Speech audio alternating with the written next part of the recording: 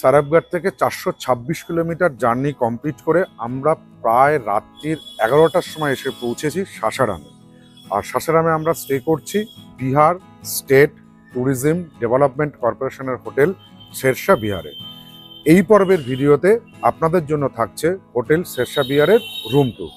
So hello জনগণস, আমি তোমাদের host অর্পণ, আর ক্যামেরায় আপনাদের দোস্ত বরুণ ওয়েলকাম জানাই সাসারামের হোটেল শেরশাহ বিহারের রুম ট্যুরে। সবারই প্রথমে দেখিয়ে দিই যে হোটেলে কি অ্যামিনিটিস। প্রচুর পার্কিং এর জায়গা আছে, যেহেতু সরকারি হোটেল। এখানে আমাদের গাড়ি দাঁড় করানো রয়েছে। একদম সাসারামের যে মেন রোড, যেটা স্টেট হাইওয়ে 17, তার পাশেই হচ্ছে এই হোটেল শেরশাহ বিহার।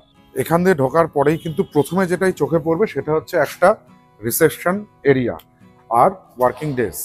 এই জায়গাতে আপনারা আপনাদের বুকিং ফর্মালিটিস যা যা আছে সেগুলো কমপ্লিট করে নির্ধারিত রুমে চলে যাবেন। আর এখানে যে ম্যানেজার আছেন অশোকজি, তিনি কিন্তু খুব ভালো। এই অশোকজির ফোন নাম্বার আমি স্ক্রিনে আপনাদের জন্য দিয়ে দেবো, আপনারা ডিরেক্ট অশোকজিকে ফোন করে রুম বুক করে নিতে পারেন। এবার চলুন আমাদের জন্য যে রুমটা অ্যালার্ট হয়েছে 101 নম্বর রুম, সেই রুমের ইন্টেরিয়রটা দেখে নিই। তাহলে বুঝতে পারবেন যে বিহার স্টেট ট্যুরিজমের কি হোটেল রয়েছে বা রুমে কি কি রয়েছে। দরজা দিয়ে ঢুকেই প্রথমে চোখে পড়বে বেশ বড় সড়ো একটা রুম। হোটেলটা কিন্তু অ্যাজ ইউজুয়াল আমরা যেরকম থাকি সেরকম একটা স্ট্যান্ডার্ড হোটেল।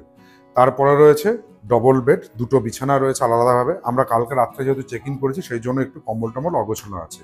এছাড়া রুমের ভিতরে দুটো সোফা রয়েছে। তাছাড়া এই বিছানার প্লাসে প্লাগ অ্যান্ড সকেট সব কিছু রয়েছে। তার মানে আপনারা আপনাদের ইলেকট্রনিক্স গ্যাজেটগুলোকে চার্জ দিতে পারবেন।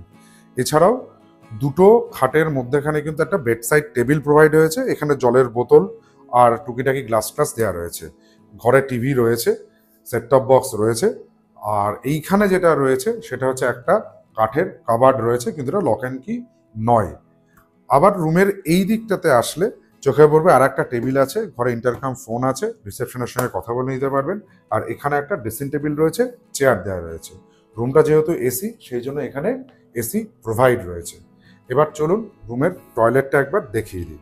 রুমের টয়লেটটা কিন্তু খুব একটা বড় নয়, তবে পরিষ্কার পরিচ্ছন্ন আছে। যা যা থাকে ঢুকেই প্রথমে চোখে পড়বে একটা ওয়াশ বেসিন। ওয়াশ বেসিনের উপর মিরর রয়েছে। এখানে বাথিং এরিয়া, বালতি, মগ, কল, হেড শাওয়ার সবকিছুই দেওয়া রয়েছে। প্লাস এখানে গিজার রয়েছে, ঠান্ডা জল গরম জলের ফেসিলিটি পাবেন। আর ওয়েস্টার্ন স্টাইল টয়লেট রয়েছে। যেহেতু WC মহারাজা সিট, সেই জন্য হ্যান্ড শাওয়ার রয়েছে। আর টয়লেটারিজের মধ্যে কেবলমাত্র টাওয়ালটা প্রোভাইড হয়েছে, আর এখানে হ্যান্ড ওয়াশ প্রোভাইড হয়েছে। সাবান বা শ্যাম্পু কিন্তু বিহার ট্যুরিজম দেয় না। এক কথায় বলতে গেলে BRSTDC কিন্তু খুব একটা বেশি ফেসিলিটি প্রোভাইড করছে না। রুমের মেনটেনেন্স একটু অভাব রয়েছে। বাট এখানের যিনি ম্যানেজার আছেন অশোকজি, তিনি অমায়িক লোক। কালকে রাত্রির 11টা পর্যন্ত আমাদের জন্য কিন্তু তিনি বসেছিলেন। এবার যেটা আসছে কাজের কথা, সেটা হচ্ছে রুমের ভাড়া। রুমের ভাড়া কিন্তু হচ্ছে 1000 টাকা পার নাইট। তার সঙ্গে 120 টাকা হচ্ছে GST। টোটাল পড়বে 1120 টাকা পার নাইট। সেখানে দুজন থাকতে পারবেন। আর একটা কথা এখানে বলি, এখানে কিন্তু কোনো রকমের খাবার পাবেন না। কিন্তু চা পেয়ে যাবেন, ওনাদেরকে বললে চাটা প্রোভাইড করে। খাবার পাবেন না, খাবার বাইরে নিয়ারেস্ট হোটেলগুলোতে খেতে হবে। এটা কিন্তু প্রচণ্ড একটা ডিমেরিট। আরও একটা দুঃখের খবর আছে, সেটা হচ্ছে পেট লাভার্সদের জন্য এই হোটেলে কিন্তু পেটস অ্যালাউ নেই। তবে আমি অশোকজির সঙ্গে কথা যেটুকু বললাম, উনি বললেন যে ঠিক আছে, আপনারা যদি আনেন ঘরের মধ্যে রাখলে সেটা আপনাদের দায়িত্ব, অন্য গেস্টদের যেন কোনো রকম প্রবলেম না হয়। তাহলে সেক্ষেত্রে একটা 50-50 চান্স থেকেই যাচ্ছে। ব্যাস, এই হলো আমাদের হোটেল শেরশাহ বিহারের গল্প। যদি ভিডিওটা ভালো লাগে তাহলে আমাদের চ্যানেল ট্রাভেলার্স ডায়েরিকে সাবস্ক্রাইব করুন, পাশে থাকা বেল আইকনটিকে প্রেস করুন, সবার আগে নোটিফিকেশন পাওয়ার জন্য লাইক করুন, শেয়ার করুন, কমেন্ট করুন। টাটা।